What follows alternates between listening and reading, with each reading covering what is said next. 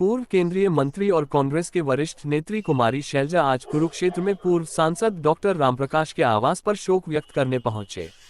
Doctor Ramprakash का पिछले दिनों लंबी बीमारी के बाद निधन हो गया था। डॉक्टर रामप्रकाश के आवास पर शोक व्यक्त करने पहुंचने से पहले कुमारी शैलजा ने पीडब्ल्यूडी रेस्ट हाउस में अपने कार्यकर्ताओं के साथ बंद कमरे में बैठक की।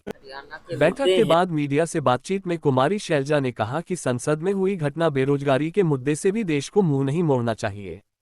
हरियाणा बेरोजगारी में पहले नंबर पर आता है। ये बात हमारे विधायक विधानसभा सत्र में उठाएंगे। बेरोजगारी का मुद्दा संवेदनशील है, लेकिन सुरक्षा का मुद्दा भी महत्वपूर्ण है। लोकसभा के साथ विधानसभा चुनाव करवाने के मुद्दे पर शैलजा ने कहा कि जनता जिस तरह से दुखी है चुनावों में, उसकी झलक चुनावों में साफ दिखेगी। शैलजा ने कहा कि छत्तीसगढ़ में चाहे सरकार नहीं बनी, लेकिन वोट नहीं घटे। हमारे विधायक लोग उठाएंगे और आज के दिन आप देखते हो, चाहे क्राइम की बात हो, चाहे किसान की बात हो, हम जहाँ खड़े हैं यहाँ पर किसान जिस तरह से पीड़ित होता है और जिस तरह से भुगत भोगी है इस सरकार की, भारतीय जनता पार्टी जजपा सरकार की गलत नीतियों का, सब बातें हैं वो उठाई जाएंगी। बेरोजगारी आपने देखा जो कल सदन में हुआ, अब उसकी तो पूरी जांच होनी चाहिए, सिक्योरिटी ब्रीच कैसे हुआ। लेकिन उसके साथ साथ जो एक मुद्दा सामने आया है बेरोजगारी का, उससे देश को या सरकारों को मुंह नहीं फेरना चाहिए, क्योंकि हरियाणा में बेरोजगारी की दर बहुत ज़्यादा है। देश में टॉप की स्टेट्स में पहले दूसरे नंबर पर हरियाणा बार बार आता है। तो ये ऐसे मुद्दे हैं। महिलाओं का आप मुद्दा देखिए, महिलाओं के ऊपर अत्याचार जो हो रहे हैं, क्राइम बढ़ता चला गया है एनसीआरबी रिपोर्ट के मुताबिक। तो ये मुद्दे हैं जिनको हमारे विधायक लोग उठाएंगे।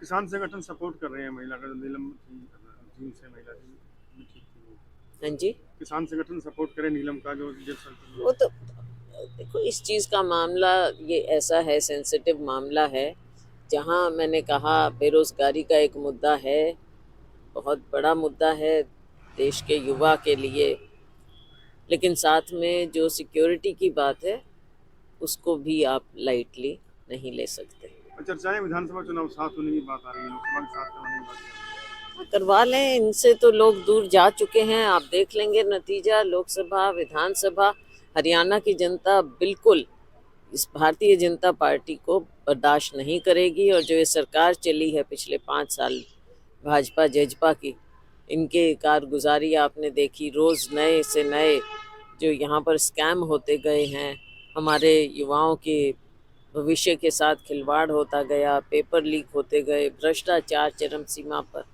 हर जगह जिस तरह से भ्रष्टाचार फैला, प्रॉपर्टी आईडी की बात लो, परिवार पहचान पत्र की बात लो, तो जनता जिस तरह से त्रस्त है आपको नतीजों में साफ नजर आ जाएगा। 3 राज्यों का असर नहीं पड़ेगा हरियाणा में? नहीं, देखो, हर राज्य का अलग मुद्दा होता है। और आपने देखा कि तेलंगाना में हम जीते, राजस्थान में स्थिति कुछ विपरीत हुई। उनका इन सब तीनों राज्यों का विश्लेषण हम कर रहे हैं, इसकी समीक्षा पार्टी कर रही है।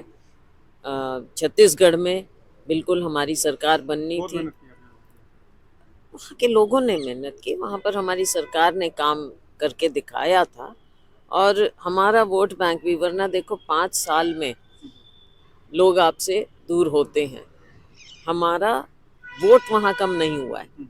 जब हमारे 68 सीटें आई थी, हमारा वोट उतना ही बरकरार रहा है। बात दूसरी पार्टियों की है, उनका हम देख रहे हैं कि क्या पिछली बार कमी रही हमारे से।